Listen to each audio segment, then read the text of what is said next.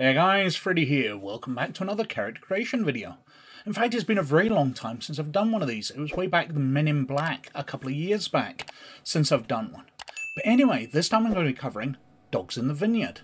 This is part of my series going through this game where I've done a retro RPG where I had a look through the rulebook, I've done a rules breakdown, I'm going to do this character creation one, and I'll be going on to an adventure ideas one to give you an idea of what kind of adventures you actually play in it. But this time we're doing character creation, and I found this form-fillable character sheet. Now I'll try and remember to link that in the description down below, because it's a very nice character sheet. It's already pretty filled in, but we will go through that as we carry on. But anyway, let's have a look at character creation. So the first step is choosing your background. If we turn to page 11 in the Creating Characters section, we can see, first step, background. Choose one of the following. Well, on the character sheet, it's already got well-rounded with all the numbers filled out. But well-rounded is the default one. So we've got, choose this if you want your character to be straightforward, balanced and effective. It's a good choice for men born in the faith. On your character sheet, 17d6 in stat dice, 1d4, 4d6, 2d8 in trait dice, 4d6 and 2d8 in relationship dice. Or you could choose strong history. Choose this if you want your character to have a good education, lots of experience or specialised training. On your character's sheet, 13d6 in stat dice, so 4 dice less. 3d6, 4d8, 3d10 in trait dice, 1d4, 3d6, 2d8 in relationship dice. So a bit more varied. We've got complicated history. Choose this if you want your character to have overcome a troubled, dangerous or challenging upbringing. It's an especially good choice if you want your character to be a convert to the faith. It's got a bit more stat dice than the last one, but less than the default well-rounded. We've got strong community. Choose if you want your character to be socially adept from a strong, caring background. It's a good choice for women born in the faith. 13d6 in stat dice, but far more in relationship dice. And then complicated community. Choose this if you want your character to be socially vulnerable or from a broken, in crisis or destructive family. 15d6, lots of trait dice, but lower ones for relationship dice. Now, we've chosen the well-rounded because it's already filled in on the character sheet, but you fill in the amount of stat dice, the amount of trait dice, the amount of relationship dice, and so on. And so the second step is your stats. So we've got 4 stats here: acuity, body, heart and will. Your acuity is a character who's alert, perceptive, educated, clever, savvy or well-read. Body means you're big, healthy, strong, wiry, muscular, tall, graceful, quick or steady. Heart means you're compassionate, attractive, charming, gentle, courageous, enduring, faithful or likable. And will is tenacious, aggressive, confident, unflinching, strong-willed or unshakable. Now each stat has a minimum of 2d6 and there's no maximum. So we've got 17d6 here. Well, I want to create a big lad. Not the usual kind of character I would make. I tend to go with balanced characters, so I'd probably split these out fairly equally. But this time, let's be a bit ridiculous. Let's make him 10d body. So in physical things, like moving stuff, fighting, racing, that kind of stuff, he's going to be absolutely brilliant because body is used for physical things along with heart, and for physical fighting it's used along with willpower. But that only leaves us 7d6, so let's give him 2d acuity, 2d heart and 3d willpower. As I said, this isn't the kind of character I would usually play, but we're just doing this for fun, and it seems quite interesting to make up a really muscular, strong lad, born on a farm type thing. That's the kind of character I'm going to play this time.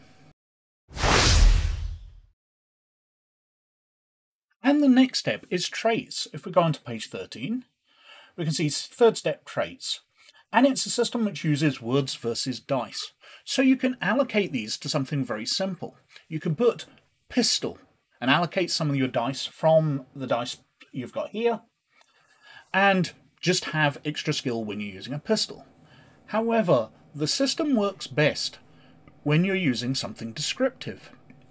So, for example, for this character, if I put some dice into I used to go hunting coyotes with my dad, then I could claim to be good with a rifle because I used to go hunting coyotes with my dad. Or I could claim to be good at tracking because I used to go hunting coyotes with my dad. Or I could add it for information about coyotes because I used to go hunting coyotes with my dad. You get to allocate those out to different things. The more descriptive you are with what you give your dice things to, rather than just a single word, the more situations you get to use it in. First of all, though, everybody gets I am a dog. So you can use the fact that you are one of God's watchdogs. But that does take away from your dice, so you could decide to delete that if you don't want to allocate your dice out to it. But we'll take one of the dice. It's already written on as 1d6, so we'll leave that. So we've only got 3d6 to go. So, first of up, we'll put 2d6 into used to go hunting coyotes with my dad. What else? Well, this is a big sporty guy, so let's say he used to deliver messages to a nearby town. He used to sprint across. 1d6, used to deliver messages to the next town. Now I can see situations where we can allocate that out, where knowing how to cross terrain. Oh, I used to spend a lot of time by myself when I was delivering messages between the towns. What else have we got? We've got the 2d8 to go in.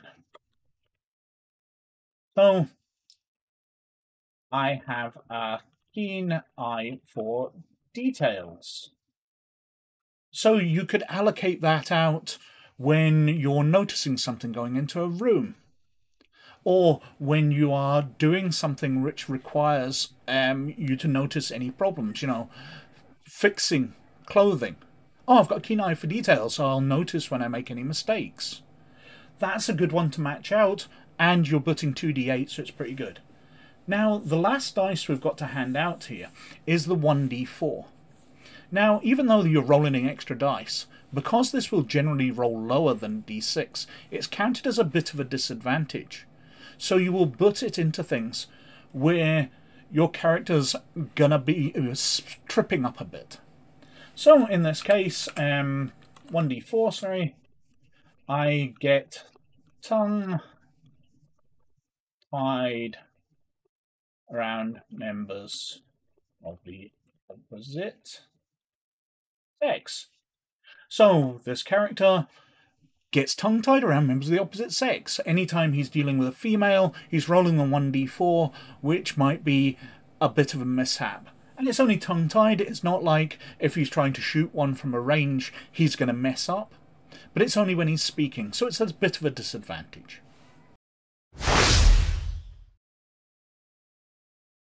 And step 4 is your relationships, which is further down the same page, page 14.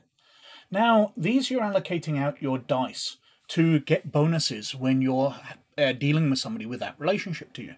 Now, everybody starts with 1d6 in blood relatives, so your brother, your sister, your father, your mother, etc.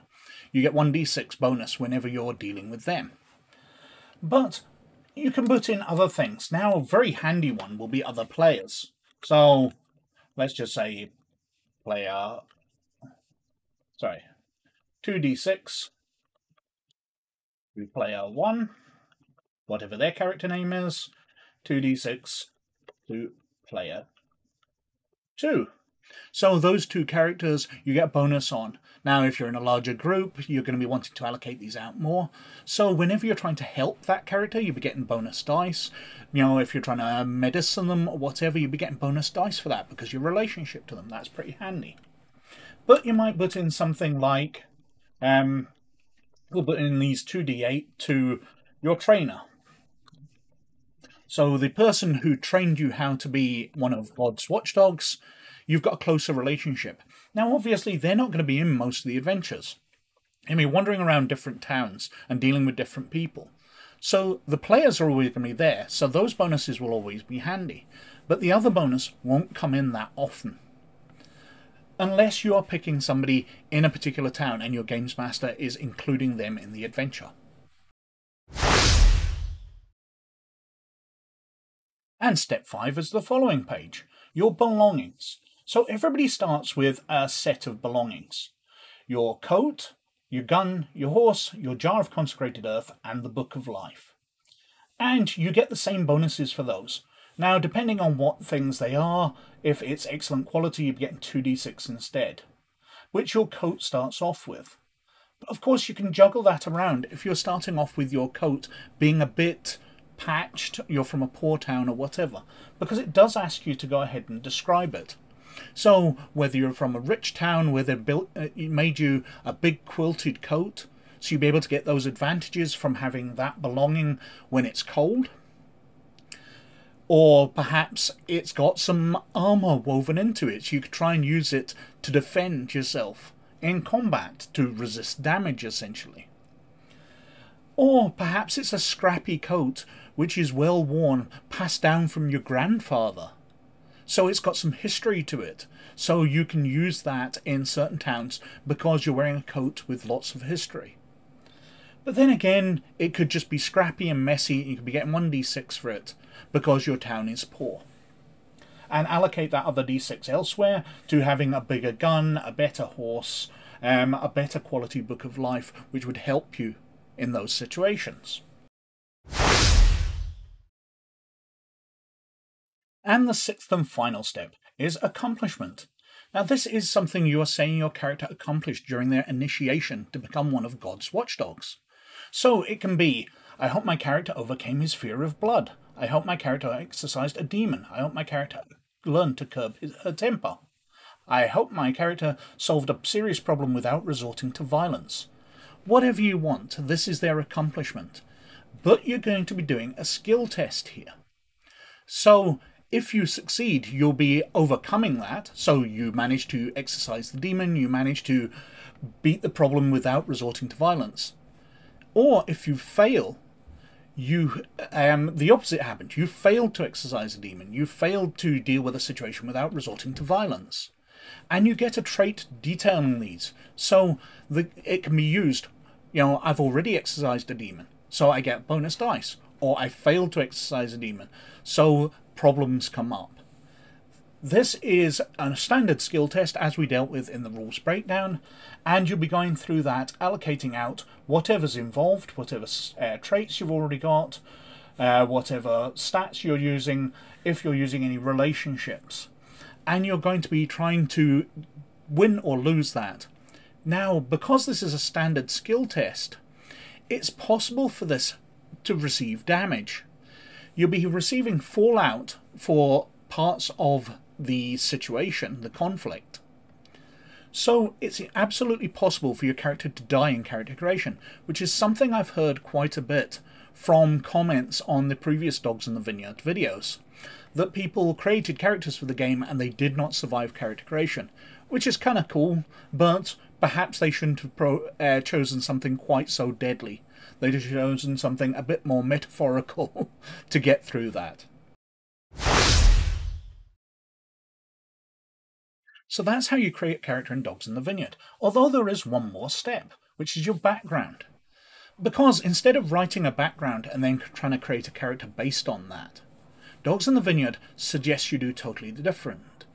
Because you've now selected all of these elements which go to create character, and they're ready to enter play, now you can write the background. So you decided to have them with their dog's coat, which is very fancy, elaborate, perfectly stitched, so they're from a rich town. So you're going to be writing that into your background. You've got the relationships between the other players and the trainer. So what happened in the school while you were becoming one of God's watchdogs, which led to you being a close-knit group? Or did your characters know each other beforehand? You've got your stuff about you used to go hunting coyotes, you used to deliver messages to nearby towns. You can write all that into your youth, describing the character and bringing all these to help flesh out the character. But anyway, it's a relatively straightforward system. There's a lot of imagination in there, and as I've been told by others, there's a possibility of dying in character creation, which is always a plus. But anyway, I think I've been wittering on for quite long enough as usual, so thank you very much for watching. But as always, most of all, you look after yourselves, and I'll catch you later. Bye now.